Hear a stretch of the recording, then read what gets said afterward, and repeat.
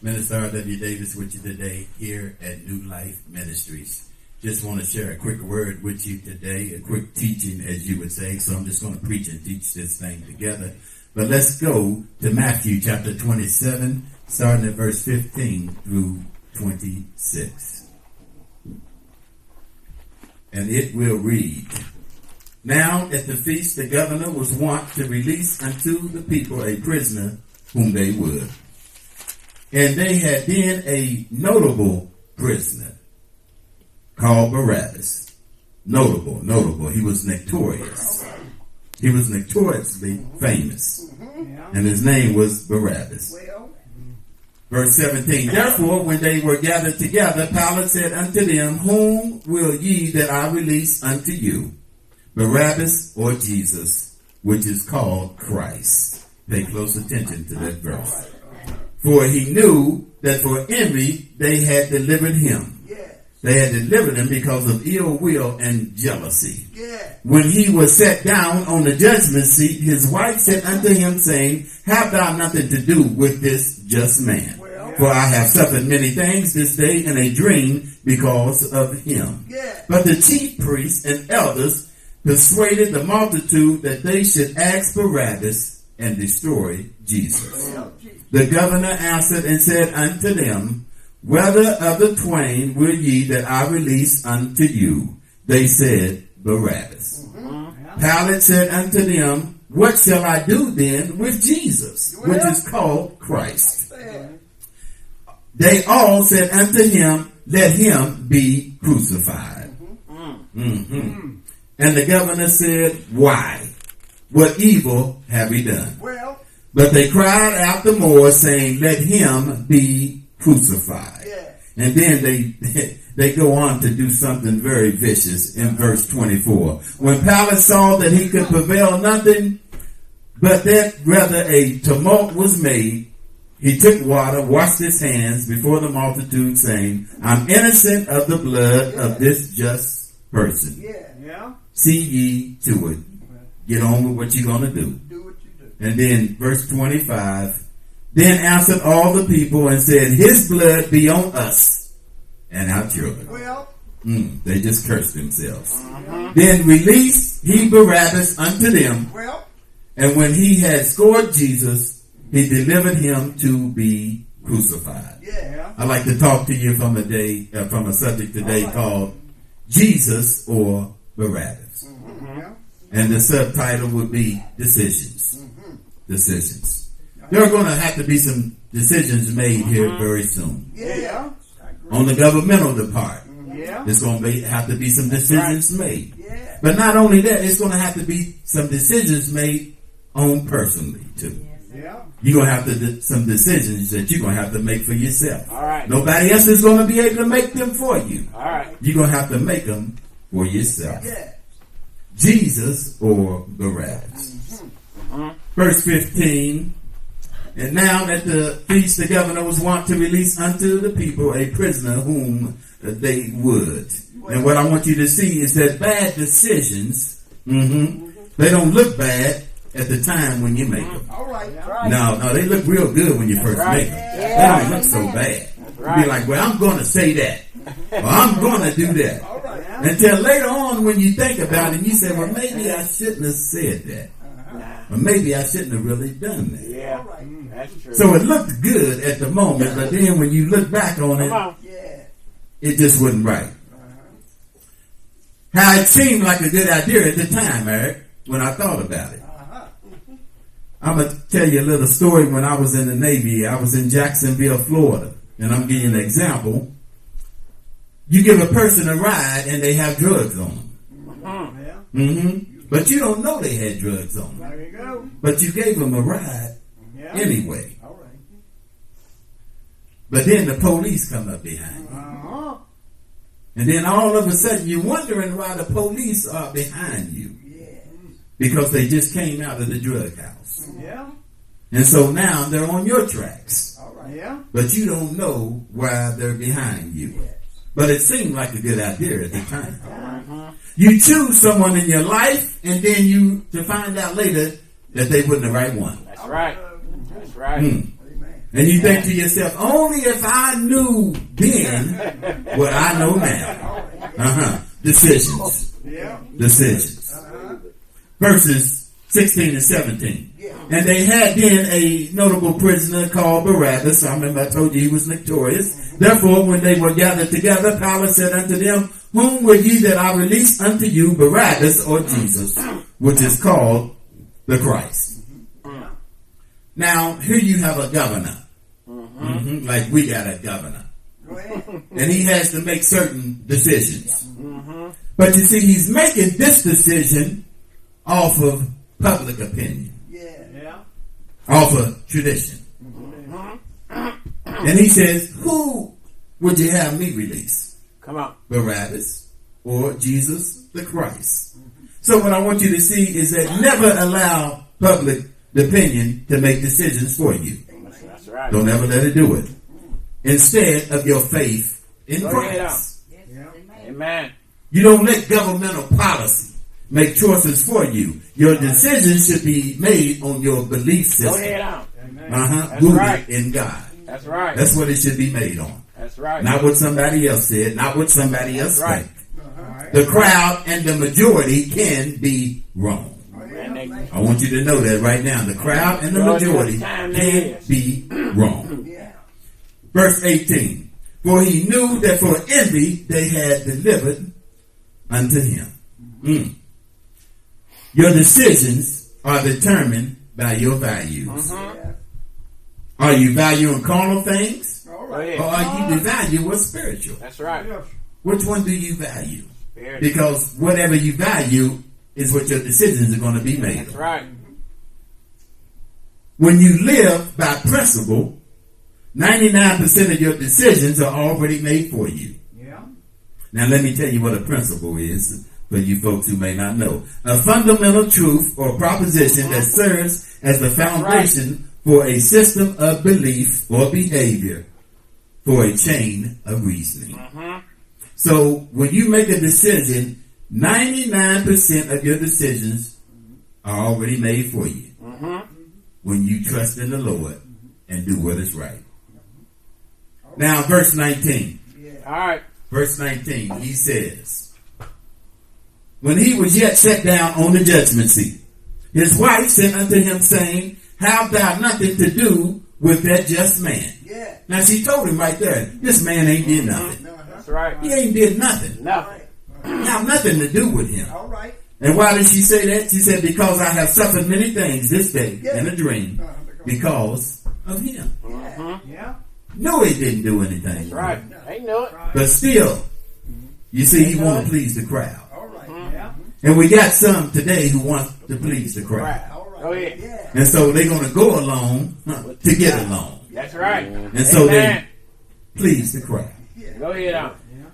God warns us when we are about to make a wrong decision. Yes, he does. And that's what he was doing with Pilate when his wife came to him and he said, now listen here, honey, you leave this man alone. That's right. Because he ain't did nothing. And I done had some dreams that you wouldn't believe. And you just need to leave him alone and let him go. Come on now. And she said, I suffered many things this day because of Jesus and the dreams that I had. And so what I want you to see is that God will warn you when you're about to make a wrong decision. Verse 20, but the chief priests and elders persuaded the multitude that they should ask Barabbas and destroy Jesus. So now you got the chief priests, you got the elders saying, y'all ask for Barabbas to be released and for Jesus to be destroyed. And what I want you to see is that bad decisions are often influenced by pressure. Often influenced by pressure. Now, one of the things that people love to say, especially advertising on TV, or if you go to the car lot, and they'll say, I can only give you this deal if you make the decision right now. Yes. That should raise a red flag with you. That's right. If you can't sleep on it, don't do it. Don't do it. Don't do it. But I can only give you the $500 off, Minister Michael Bell, if you make the decision in the next 30 minutes. After that, the deal's no good. I'm walking. Well, I stopped by to tell you, an hour later, the deal's still on the table. It sure is. The $500 you can still get off. All right. That's right. tomorrow you can still get the $500 off tomorrow. Sleep on it. And then if it's not tomorrow, if it's not there tomorrow, then guess what? You didn't need it. That's right. So sleep on it. When making life and critical decisions. Go ahead. Never just step into it and say, yes, that's what I'm going to do. Go ahead on. Verse 21, the governor answered and said unto them, whether of the twain will ye that I release unto you? They said, Barabbas. Pilate said unto them, what shall I do then with Jesus, which is called Christ? They all said unto him, let him be crucified. Let him be crucified. When Pilate saw that he could prevail nothing, but that rather a tumult was made, he took water, washed his hands before the multitude, saying, I'm innocent of the blood of this just man. See you to it. So go ahead and get on with what you're going to do. And so what I want you to see that sometimes the good suffer for the bad. Sometimes people, don't you know your family will suffer because of decisions you made? That's right. So sometimes the people who didn't have anything to do with nothing suffer because of the decisions that we made. And so sometimes the good suffer With the bad. because of the bad. But I also want you to see this. Don't judge people for their choices when you don't understand their reasonings. That's right. Maybe that's the only option they thought they had at the time. In their mind. All we know is that we would have done it, but you don't know the reasoning that affected the person to do what they did. See, we can always say, well, this is what I would have did. But at the time, when everything was laid out on the table and you had to make a decision right then, who knows of what you'd have chosen? That's true. Here's another key point. Never consult your emotions when making a decision. That's right. Never consult your emotions when making a decision. You can give people the wisdom and the word of God, and they still go out and make a bad decision. How many times have we saw that? Shared the word of God with them, gave them everything they needed, and they still went out because of their emotions and made a bad decision. You can let me let you in on something. You can't educate your emotions. They're gonna be what they're gonna be. You can't educate your emotions. Love is blind, and it's a terrible guy. I'm telling you. Ain't it? I just love him. I just love her. Love is like justice. And man, they some of the worst people that you ever want to run into. Hey. But you love them. Yeah. So emotions. Never consult your emotions when making a decision. Sometimes the wrong choices by others bring us to our destiny. Go ahead. That's what I want you to see. I want you to see that sometimes Come on. what others have done brings us to our destiny. Yes. Now let's look at Joseph. Joseph was sold by his brothers into slavery and then put into prison only later to reach his destiny. A destiny is a predetermined course of events. People may tell you, you're not going to make it without me. I am the breadwinner. But what they don't realize is they're just a source. They're just a resource. God is the source. So you can only be a resource, but God is the source. Genesis chapter 50 verse 20 says, you intended to harm me, but God intended it for good to accomplish what is now being done, the saving of much lives. This is what Joseph told to his brothers after they did what they did to him. And so what I wanted you to see is that Jesus needed the crowd to turn on him, to send him to Calvary. Because why? It pushed him towards his destiny. Remember when he was in the garden and Peter cut the man's ear off trying to defend Jesus? And Jesus told him, get behind me, Satan. Because he knew he had to be pushed toward his destiny. You see, God was providing crowd control. Think about this. Jesus slipped away from the crowd multiple times when they were after him. But see, God was providing crowd control. Now, how can one man slip away from all of those people? You see, it wasn't his time to be taken yet. And so God provided crowd control. Yeah. He will even work through an evil mind to usher in his will.